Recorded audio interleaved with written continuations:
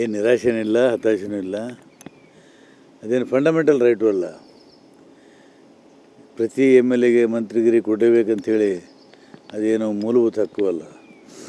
ನಾನು ಅಂದ್ಕೊಂಡಿದ್ದೆ, ಯಾಕಂದರೆ ಸಿದ್ದರಾಮಯ್ಯ ಹೇಳಿದರು 3 ಸಲ ನನ್ನ ಕರೆದು ಮಂತ್ರಿ ಮಾಡ್ತೀನಿ ಅಂತ ಹೇಳಿದರು. ಮತ್ತು ಬಹಿರಂಗ ಸಭೆಯಲ್ಲಿ ಕೂಡ 3 ಸಲ ಹೇಳಿದರು. ನಾನು ಸಮಾನ ಮನಸ್ಕರಾಗಿ ನಾವೆಲ್ಲ ಬೆಳೆದಿದ್ದೇವೆ, ಒಂದೇ ಸಲ ರಾಜಕಾರಣಕ್ಕೆ ಬಂದಿದ್ದೇವೆ.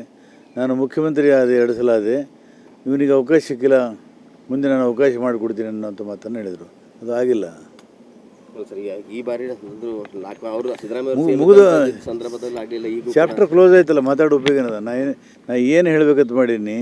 ನಿನ್ನೆ ನಾನು ಒಂದು ಪತ್ರ ಬರೆದು ಎಲ್ಲ ಮಾಧ್ಯಮಗಳಿಗೂ ಕೊಟ್ಟಿದ್ದೀನಿ ಮತ್ತು ಪತ್ರಿಕೆಯಲ್ಲಿ ಬಂದಿದೆ. ಇನ್ನು ಮುಂದೆ ಅದು ಹೇಳಬೇಕಾದಂಥ ಅವಶ್ಯಕತೆ ಇಲ್ಲ. ಸರಿ, ಈಗ KKRDB ಅಂತಿದೆ, ಸೀನಿಯರ್ ತಾವಿದ್ದೀರಿ. ನಾನು ಯಾವುದೇ ಇಂಥ ನಿಗಮ ಮಂಡಳಿಗೆ ಆಸೆ ಪಟ್ಟವನಲ್ಲ. ಸಿದ್ದರಾಮಯ್ಯ ಒತ್ತಾಯ ಮಾಡಿ ನನಗೆ ಯೋಜನಾ ಆಯೋಗದ ಉಪಾಧ್ಯಕ್ಷ ಮಾಡಿದರು. ಅದನ್ನು ಭಾಳ ಸಮರ್ಥವಾಗಿ ನಿಭಾಯಿಸಿದ್ದೇನೆ.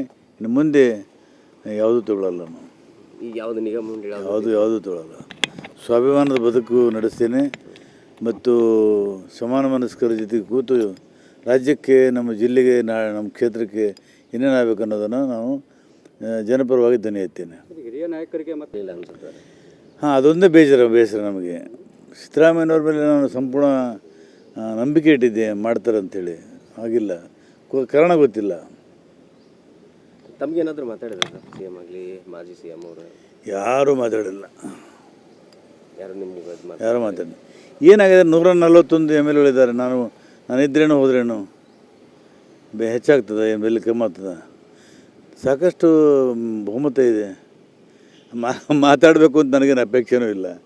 ನಾನು VP ಸಿಂಗ್ ಜೊತೆಗೆ, ಚಂದ್ರಶೇಖರ್ ಜೊತೆಗೆ, ದಂಡವತಿ ಜೊತೆಗೆ, ನಾನು ಜಾರ್ಜ್ ಜೊತೆಗೆ ಇದ್ದು ಕೆಲಸ ಮಾಡಿದವನು. ಗಂಟೆಗಟ್ಟಲೆ ಅವ್ರ ಜೊತೆಗೆ ಮಾತಾಡ್ತಾಯಿದ್ದೆ. ಇಲ್ಲಿ ಯಾರೋ ಜೊತೆಗೆ ಮಾತಾಡಿಲ್ಲ. ಸಿದ್ದರಾಮಯ್ಯ ಸಾಹೇಬರು ಸಾಕಷ್ಟು ಆಪ್ತ ಸರ್. ಈಗ ಅವರು ಒಂದು ಇದು ನಡೆದಿಲ್ಲ, DKC ಗೌರ್ಮೆಂಟ್ ಅಲ್ಲಿ ಅಂತ. ಈ ಮಾತು ಒಪ್ಪಲ್ಲ. ನಾನು ಈ ಮಾತಿಗೆ ಒಪ್ಪಲ್ಲ. ಸರಿ, ಈಗ ಶಾಸಕರು ಸಾಕಷ್ಟು ಜನ ಅಸಮಾಧಾನಗೊಂಡಿದ್ದಾರೆ. ಅವರೇನಾದರೂ ತಮ್ಮ ಹತ್ರ ಮಾತಾಡಿದ್ದಾರೆ? ಇಲ್ಲ, ಯಾರು ಮಾತಾಡಿಲ್ಲ. ಯಶವಂತರೇಗೌಡರು ಮಾತಾಡಿದ್ರು ಅಷ್ಟೇ. ಯಾರೇ ಶಾಸಕರು ರಾಜೀನಾಮೆ ಕೊಟ್ಟರು ತಗೊಳ್ಳಿ ಅಂತ ಹೇಳಿದೆ, CM ಹೇಳಿದ್ದಾರೆ.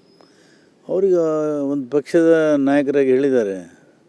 ಹೊಲೆರಕಾಟ ಅದನ್ನು ನಿಮ್ದು ಹಳೆಯ ಒಂದು ವಿಡಿಯೋ ಮಾಡತ್ತಾರೆ ಸರ್. ಈಗ ನನ್ನ ಮೇಲೆ ಕೇಸ್ ಮಾಡಿರಿ ಅವರು. ಜಾತಿ ನಿಂದನೆ ಆಗಿತ್ತು, ಅದರಿಂದ ದ್ವೇಷ ಹಟ್ಟಿತ್ತು ಅಂದರೆ ನನ್ನ ಮೇಲೆ ಕೇಸ್ ಮಾಡಲಿ ಅವರು. ಇಷ್ಟು ತಡವಾಗಿ ಮಾಡ್ತಾಯಿದ್ದಾರೆ. ಮಾಡಿ, ಯಾರು ಬೇಡ ಅಂತಾರೆ? ಯಾವಾಗಿನ ಸರ್ ಅದು? ನಾನು ಅಂದೇ ಇಲ್ಲ. ಇದು ಚುನಾವಣೆ ಸೋಲುವಂಥ ಭೀತಿ ಎದುರಿಸ್ತಾ ಇರಬೇಕಾದ್ರೆ ಇದೊಂದು ಸುಳ್ಳು ಸುದ್ದಿ ಹಬ್ಬಿಸಿದ್ರು. ಸುಳ್ಳು ಸುದ್ದಿ ಹಬ್ಬಿಸಿ ಪ್ರಯತ್ನಪಟ್ಟರು, ಅದಾಗಲಿಲ್ಲ. ಆದರೆ ನಿಮ್ಮದು ಇದು ವಿಡಿಯೋ ಅಲ್ಲ ಸರ್, ಅದು ಮಾತಾಡಿದ್ದು ವಿಡಿಯೋನೂ ಎಲ್ಲ ನಾನು ಹೇಳಿಲ್ಲ. ನಾನು ಸಮಾಜವಾದಿ ಸಿದ್ಧಾಂತದ ಹಿನ್ನೆಲೆಯಲ್ಲಿ ಬೆಳೆದು ಬಂದೀನಿ. ಯಾವ ಜಾತಿಗೂ ಇವತ್ತು ಕಲಬುರಗಿಯಲ್ಲಿ ಕಲ್ಯಾಣಕರ ಬಿಲ್ಡಿಂಗ್ನಲ್ಲಿ ಮಂಗಳೂರು ವಿಜಯನ್ ರೂಮಲ್ಲಿ ನಾನು DG ಸಾಗರು, ಬಸವಣ್ಣ ಸಿಂಗೆ, ಸುಳ್ಳದು ಇವರೆಲ್ಲ ನಾವು ಸೇರಿ ದಲಿತ ಸಂಘರ್ಷ ಸಮಿತಿ ಕಟ್ಟಿದವು. ನಾನು ಅದು ಪಾತ್ರ ಇದೆ. DSS ಕಟ್ಟುವಲ್ಲಿ ನಾನು ದಲಿತ ವಿರೋಧಿ ಆಗಲು ಸಾಧ್ಯ ಇದೆಯಾ? ಬಸವಣ್ಣನ ಭಕ್ತನಾಗಿ ನಾನು ದಲಿತ ವಿರೋಧಿ ಆಗಲಿಕ್ಕೆ ಸಾಧ್ಯ ಇದೆಯಾ? ಗಾಂಧಿ ಭಕ್ತನಾಗಿ ನಾನು ದಲಿತ ವಿರೋಧಿ ಆಗಲಿಕ್ಕೆ ಸಾಧ್ಯ ಇದೆಯಾ? ಇದೆಲ್ಲ ಅವರು ತಂತ್ರಗಾರಿಕೆ ಮಾಡ್ತಾರೆ, ಮಾಡಲಿ. ಈಗ ಶಾಸಕ ಸ್ಥಾನಕ್ಕೆ ರಾಜೀನಾಮೆ ಕೊಡ್ತಾರೆ BR ಪಾಟೀಲ್ ಸಾಹೇಬರು ಅಂತ ಸುಳ್ಳು ಸುದ್ದಿ. ನೋಡಿ, ಶಾಸಕ ಸ್ಥಾನಕ್ಕೆ ರಾಜೀನಾಮೆ ನಾನು ಜನ ನನಗೆ ಆಯ್ಕೆ ಮಾಡಿ ಕಳಿಸಿದ್ದಾರೆ. ನನ್ನ ಪ್ರಭುಗಳು ಅವರು, ಮಾಲೀಕರವರು. ಅವರು ಸೇವೆ ಮಾಡೋದಕ್ಕೆ ಅವಕಾಶ ಇದೆ.